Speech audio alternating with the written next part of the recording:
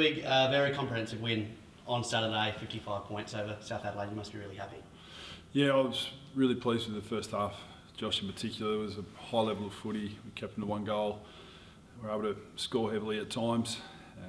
Hard to maintain that level of footy, given that I thought South Adelaide showed a really strong response after half time, especially in contest, and I thought we probably just didn't execute as consistently as we had been in the first half, but I think we should really capture the way the guys played in the first half and closed it out in that last 5 to 8 minutes as well. It was a really strong victory, another important one at home, and in the qualifying period trying to finish in the best possible spot before we go into September is what it's all about, and I think we should capture the positives of the first half in particular. Absolutely, I thought it was a really good four-quarter performance, and 96 plus disposals was just an amazing feat.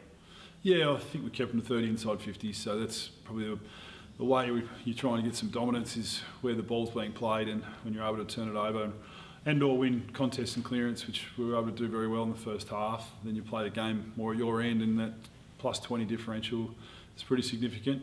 I think we took away a few things from South Adelaide. They'd won their last 2 games and their form line for 8 weeks had been good, and that shouldn't be lost either. They've done some really good stuff with the young players and approach down at South Adelaide, and to be able to take away a lot of what they wanted in the first half was really well done to our players. And as shown in the second half, when South get a bit of space and time, they can be quite damaging. So I thought there was some really good learnings out of it from how to maintain the rage, call it that, but also to fight back again and get the game back with the ascendancy we had in the last 5 to 8 minutes. Was really a good finish. I was very happy with that. Absolutely. Isaac, 12 tree kick, 6 goals, had 21 disposals, just a fantastic performance.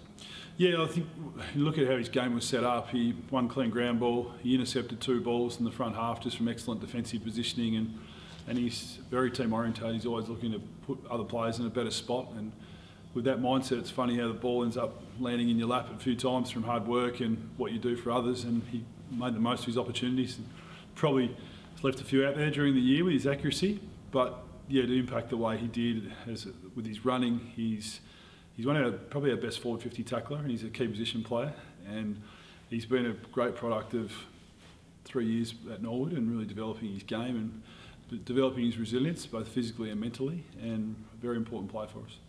And Tristan Bonder, reward for effort, I guess, has had a really good season in the reserves and came up and really stood up at a really good performance. Yeah, we were very happy with Tristan. We have known what Tristan can offer at senior level at various stages over the last 3 years, and it's had a few challenges this year, but has always trained hard and been ready when opportunity presented, and with the injury to Finn Hurd, that position was available and we felt Tristan plays it the best, and yeah, he had immediate impact. He supported Harry really well in the ruck, but he also supported Callow and Twelftree well in the forward line with the way he moved. He had 6 shots at goal, and he, a bit like Twelftree, can find ways to score outside of marking as well. But I was really pleased with Tristan, as were his teammates.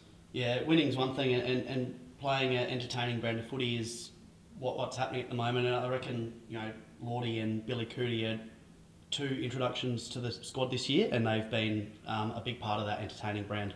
Yeah, they have. Yeah, I like Cootie's game in the weekend, and I think Lord's had an outstanding season, and he played under a bit of duress in the weekend. Lordy was pretty crook during the week, and it was borderline whether he was going to play, and did the job on Wilkinson and won some really good contests around the middle of the ground. But I thought Ling had another really impactful game. Brody Carroll's really improved his footy.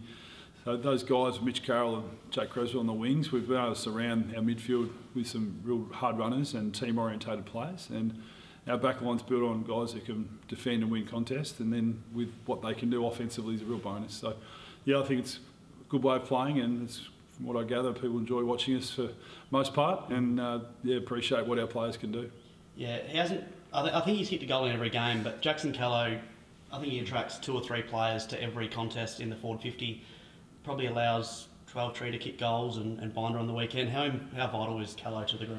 Yeah, I'm pleased you raised him, Josh. I think he's crucial, and I loved his game on the weekend. I thought it was one of the better players on the ground. I think he had 6 contested marks himself, mostly between the arcs, which I think is a good sign of when he's playing well, when he's getting up outside 50. And yeah, his team orientation is really strong, Jacko. He did a lot of things in the weekend that enabled Norwood to score, and I love that side of him. He loves being a good teammate, and he showed lots of acts on the weekend which supported us in scoring. And yeah, his capacity to draw a ball and play like a big man should never be underestimated. Yeah, his goal probably came from his easiest disposal to have all year. Well, it's interesting you raise it because he blocked for 12 tree at stoppage, and then they created the pressure, quick kick from Duncan off the ground, and Kello's in the spot. And it's amazing how the wheel turns. You keep giving of yourself to this team and to the game. It's funny how it rewards you.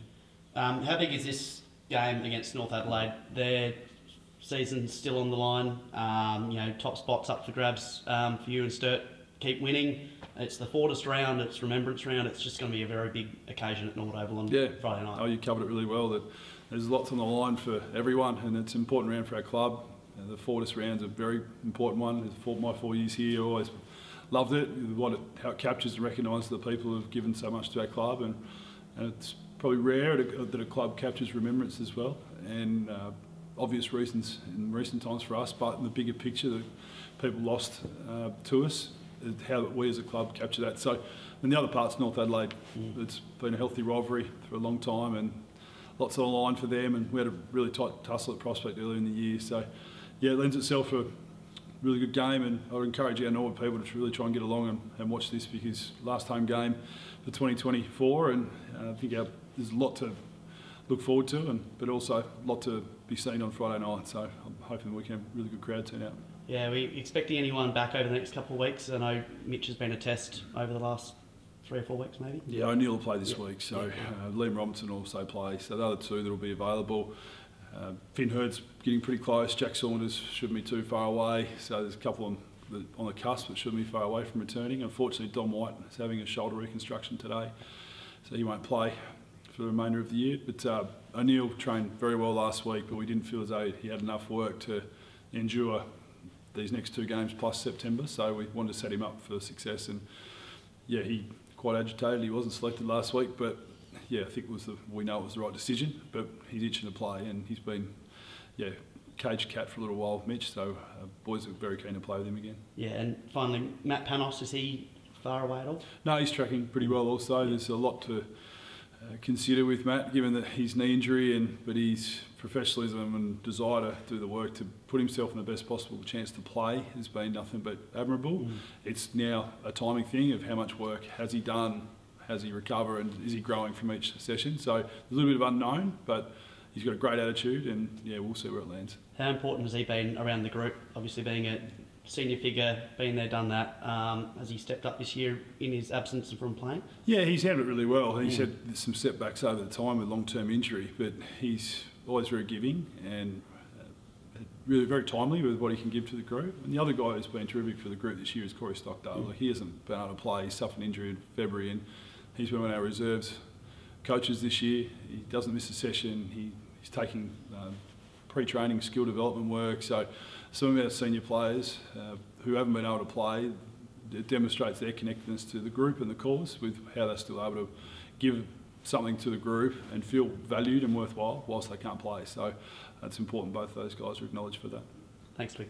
Hey, Josh.